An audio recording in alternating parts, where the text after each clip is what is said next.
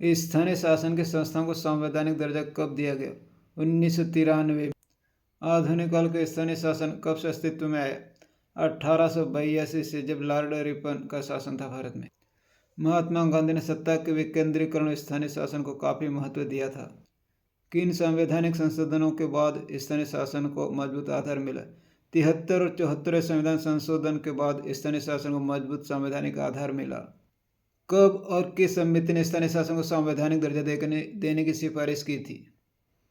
1989 में, यानी 1990 में पी के थुंगन समिति ने स्थानीय निकायों को संवैधानिक दर्जा देने की सिफारिश की थी। 73वां 74वां संविधान संशोधन कब पारित हुए? 73 और 74वां संविधान संशोधन 1992 में संसद ने पारित किए। 73वां संविधान संशोधन किससे जुड़ा हुआ है? 73वां संविधान संशोधन ग्रामीण स्थानीय शासन से जुड़ा हुआ है। 74वां संविधान संशोधन किससे जुड़ा हुआ है? शहरी स्थानीय शासन। 73 और 74वां संविधान संशोधन अधिनियम कब से लागू हुए? 1993 से। स्थानीय शासन को किस सूची में रखा गया? स्थानीय शासन को राज्य सूची में रखा गया था। पंचायती राज के कितने स्तर? पंचायती राज 3 स्तर पर होता है: ग्राम पंचायत, जनपद पंचायत और जिला पंचायत स्तर पर। ग्राम पंचायत का कार्यकाल बताइए। ग्राम पंचायत का कार्यकाल 5 वर्ष का होता है। यदि बीच में भंग हो जाती तो अगले 6 माह के भीतर इसका चुनाव होना आवश्यक होता है। पंचायत को कितने कार्य सौंपे गए, इनको उल्लेख है। पंचायत को 29 कार्यों की सूची सौंपी गई जो संविधान की 11वीं अनुसूची में उल्लेखित है। पंचायतों के चुनाव कौन करवाता है? राज्य निर्वाचन आयोग।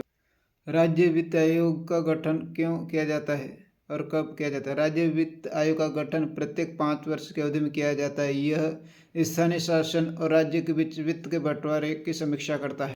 भारत की जनसंख्या में एससी और एसटी का अनुपात क्या है? भारत की जनसंख्या में अनुसूचित जाति 16.2 तथा अनुसूचित जनजाति 8.2% है।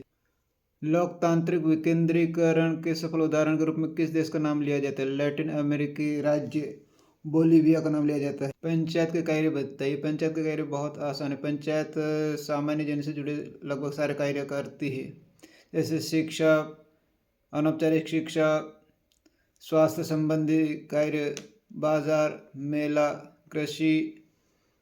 इसके अतिरिक्त सिंचाई, जल प्रबंधन, लघु उद्योग, ग्रामीण आवास, पेयजल, सड़क, पुलिया, ग्रामीण विद्युतीकरण, गरीबी उन्मूलन, पुस्तकालय, सांस्कृतिक गतिविधि, साफ सफाई, परिवार नियोजन, महिला और बाल विकास, समाज कल्याण तथा सार्वजनिक वितरण प्रणाली से संबंधित कार्य पंचायत करती है। शहरी स्थानीय संस्थाओं के कार्य का उल्लेख कहाँ पर है? शहरी स्थानीय निकाय के कार्य का उल्लेख संविधान की 12वीं अनुसूची में है। सामुदायिक विकास कार्यक्रम कब शुरू हुए थे? 1952 से। मुकामी बोर्ड क्या है? पुराने समय में स्थानीय शासन को ही मुकामी बोर्ड कहा जाता था। स्थानीय शासन की आवश्यकता या महत्व क्या है?